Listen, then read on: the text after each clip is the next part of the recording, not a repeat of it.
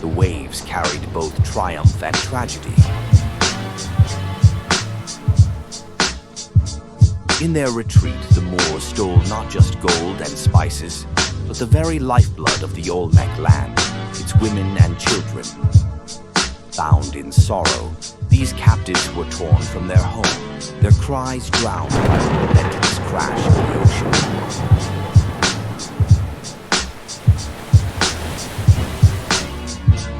Across the Atlantic, their journey ended at the courts of Europe and the forts of Africa, where they became symbols of a distant paradise.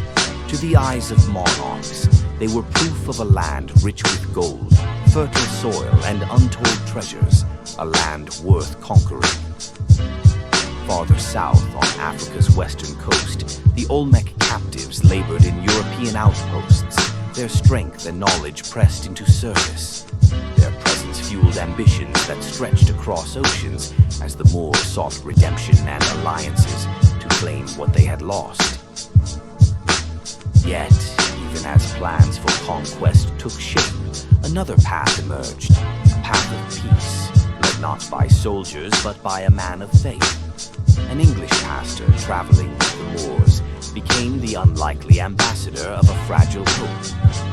With a group of missionaries, he ventured into the heart of the Olmec world, seeking not war, but an audience with their king, a figure of legend towering 10 feet tall, his dreadlocks flowing like rivers of history. His presence was both awe-inspiring and unyielding, the embodiment of his people's strength.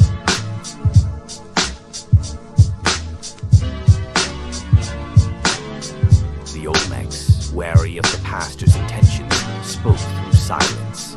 With patience and humility, he learned their signs, each gesture a small step toward understanding. Together they began to forge something new, a language of necessity and hope, blending symbols, sounds, and shared meaning. Through this newfound language, they spoke of trade, trust, and a fragile peace. The Olmecs offered the riches of their land, gold, spices, and wisdom, while the Moors, through the pastor, shared tools and craftsmanship. It was a treaty not of conquest, but coexistence. But peace was not the only seed planted.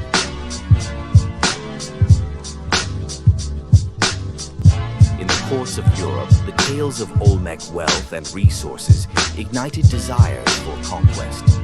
Monarchs sharpened their swords, their ambitions drawn to the fertile lands across the sea. For the Olmecs, this fragile treaty was but the eye of the storm. Their king, towering above his people, knew that peace was fleeting and that the land would always demand its defenders. Two worlds stood on the brink, bound by trade and language, yet divided by mistrust.